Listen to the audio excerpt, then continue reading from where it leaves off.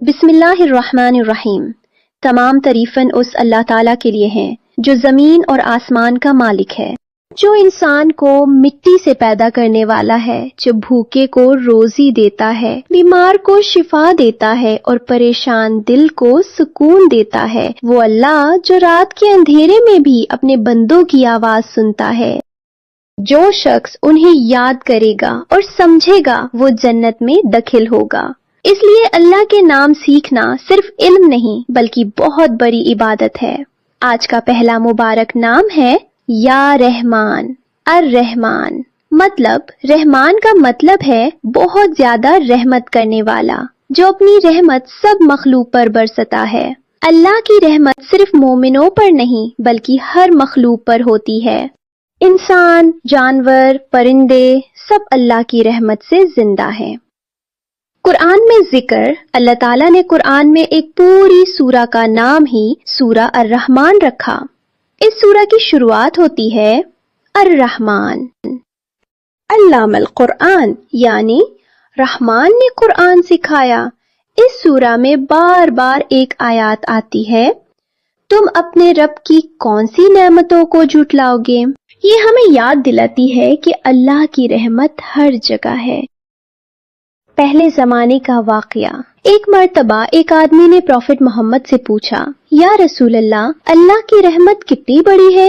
नबी सल्लल्लाहु अलैहि वसल्लम ने फरमाया, अल्लाह की रहमत इतनी बड़ी है कि अगर लोग उसकी रहमत को जान लें तो कभी मायूस ना हो।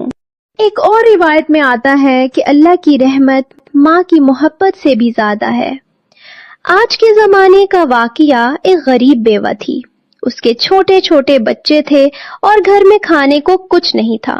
वो रात को रोकर अल्लाह से दुआ कर रही थी। उसी वक्त एक पड़ोसी ने दरवाजा नॉक किया और खाना दे दिया। उसने कहा, मुझे अचानक ख्याल आया कि तुम्हें मदद की जरूरत होगी। बेवा रो पड़ी और समझ गई कि ये अल्लाह की रहमत थी। ये अल्लाह के नाम अर्रहमान का करिश्मा था। फाजिलत उलमा फरमाते हैं कि जो शख्स अल्लाह के नाम या रहमान का जिक्र करता है, अल्लाह उसके दिल को नर्म कर देता है, गुस्सा और सख्ती कम हो जाती है, अल्लाह की रहमत उस पर नाजिल होती है, मुश्किलें आसान होने लगती हैं और सबसे बड़ी बात, बंदा अल्लाह की रहमत से कभी मायूस नहीं होता। हजात के लिए अमल। अगर कोई शख्स रोज 100 मर्तबा या रहमान पढ़े तो इंशाअल्लाह अल्लाह की रहमत उस पर नाजिल होगी, दिल को सुकून मिलेगा, गम और परेशानी कम होगी, जिंदगी में बरकत पैदा होगी। अगर किसी के घर में तंगदस्ती हो तो वो सुबह और शाम या रहमान पढ़े। अल्लाह को भूलने का नुकसान। कभी कभी इंसान अल्लाह की रहमत भूलकर तकब्बुर करने लगता है, लेकिन जब मुश्किल आती है तो समझ में आता है कि असल मदद सिर्फ अल्लाह से ही मिलती है। इसलिए इंसान को हमेशा अल्लाह की रहमत का शुक्र अदा करना चाहिए। सोचने वाली बात सोचिए, हम रोज कितनी गलतियां करते हैं, फिर भी अल्लाह हमें रोजी देता है, सेहत देता है और जिंदगी देता है। ये सब अल्लाह के रहमान होने की निशानी है।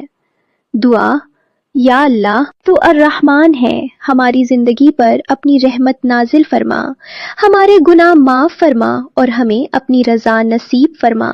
आमीन। बिस्मिल्लाहिर्रहमानिर्रहीम। तमाम तारीफन उस अल्लाह ताला के लिए हैं